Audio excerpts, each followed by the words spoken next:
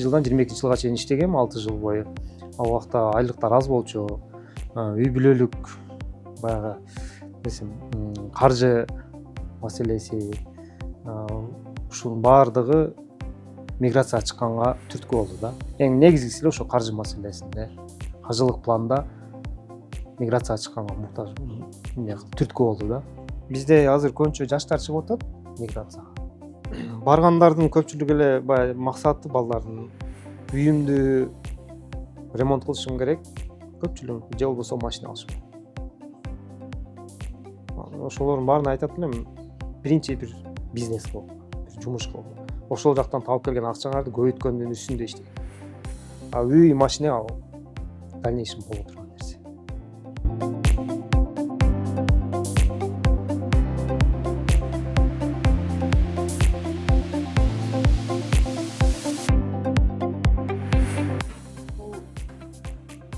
Баягы үйдө декретте отуруп баштаган.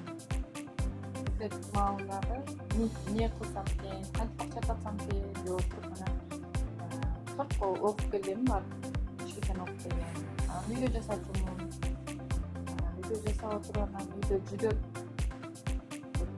жумушуң ажен болгон жакшы үйдөн деп ойлоп анан эметпиз.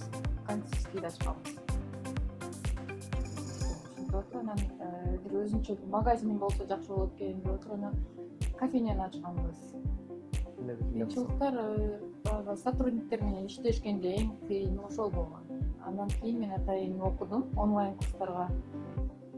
Курстардан окуп, кантип жумушчуну алыш керек, кантип собеседованияга чакырып, сүйлөшүп, зарплаталарын кандай кылып бериш керек. Полный ошол жактан үйрөнүп, кыйынчылыктар азыр дээрлик жок.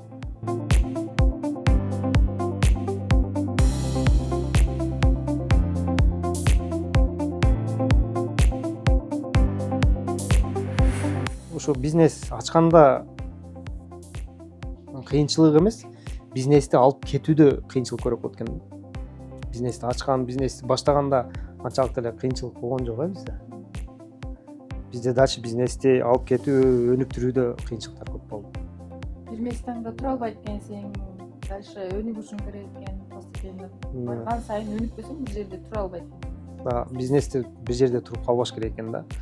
Өнүгөйүк, мындан да көбүрөөк кылайык, дагы кошумча нерселерди киргизейик, кошумча мисалы үчүн точкаларды ачайык деп ушинтип эмне кылып бергенбиз да. Бул 22-жылы башталган болсо бизнесибиз, как раз ушул пандемия, ковид мелерден кийин почти 1 жыл биз ушул бизнести ачуунун үстүндө иштегенбиз да. Биз бир жылдай бизнесин ачуу үстүндө иштегенбиз. Уже 23-жылы күз айынан баштап уже конкреттүү 1 жарым жылдан кийин уже биз конкреттүү алдыбызга максаттарды коюп өнүктүрүш үчүн. Биринчи ачканыбыздагы мен азыркы бүгүнкү күндөгү арада уже 4 жыл убак өткөн болсо, кандай десем айырма чоң. Бирибизди мындан да алдыбызга койгон максаттар бар. Кудай буюрса, бир жакынкы 2 жылда бир чоң немелерибиз бар, максаттарыбыз бар. Ошого жеткенге аракет кылабыз.